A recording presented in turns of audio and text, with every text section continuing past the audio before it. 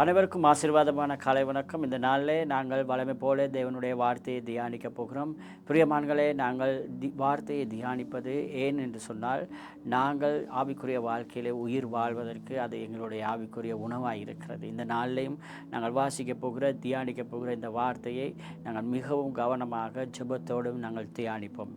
என்று சொன்னால் அது எங்களுடைய ஆவிக்குரிய வாழ்க்கைக்கு மிகவும் ஒரு பெரிய எழுப்புதலையும் ஒரு பலத்தையும் கொண்டு வருகிறதா இருக்கிறது. இன்று நாங்கள் தியானிக்க போகிற வேத பகுதியானது யாத்ராகமம் 5ஆம் அதிகாரத்திலே நாங்கள் கடைசி வசனத்தை நாங்கள் தியானிக்கிறோம். அதாவது 5ஆம் அதிகாரத்தை எடுத்துக்கொண்டோம் என்று சொன்னால், அங்கு இஸ்ரவேலர்களுக்கு ஏற்படுகிற துன்பத்தை குறித்து மோசேயும் ஆரோனும் பார்வோனிடத்தில் போய் முறையிடுகிறார்கள். அங்கு பார்வோனிடத்தில் முறையிடும் பொழுது அவர்களிடத்துக்கு சரியான பதில் கிடைக்கவில்லை. அவர்களுடைய வேண்டுகோளுக்கு இரட்டிப்பான வேலை பழுதான் அவர்களுக்கு கொடுக்கப்பட்டது.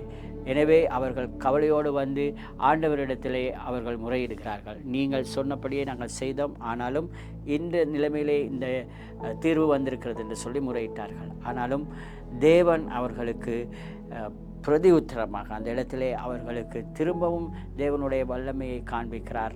நீ போய் திரும்பவும் பார்வோனிடத்துக்கு போக வேண்டும் என்று அனுப்பி வைக்கிறார். பிரியமானவர்களே, தேவனுடைய சித்தம் எங்களுக்கு என்ன என்று எங்களுடைய வாழ்க்கையில் தெரியாவிட்டால் நாங்களும் இப்படி தான் தேவனிடத்திலே நாங்கள் ஏன் எதற்கு எப்படி என்று கேள்வி கேட்டுக்கொண்டே இருப்போம்.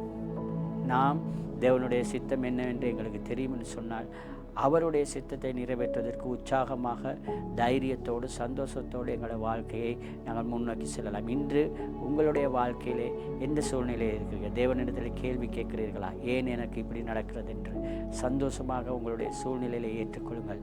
தேவன் வல்லமையாக காரியங்களை செய்வார். கர்த்தர் தாமே உங்களை ஆசீர்வதிப்பார்.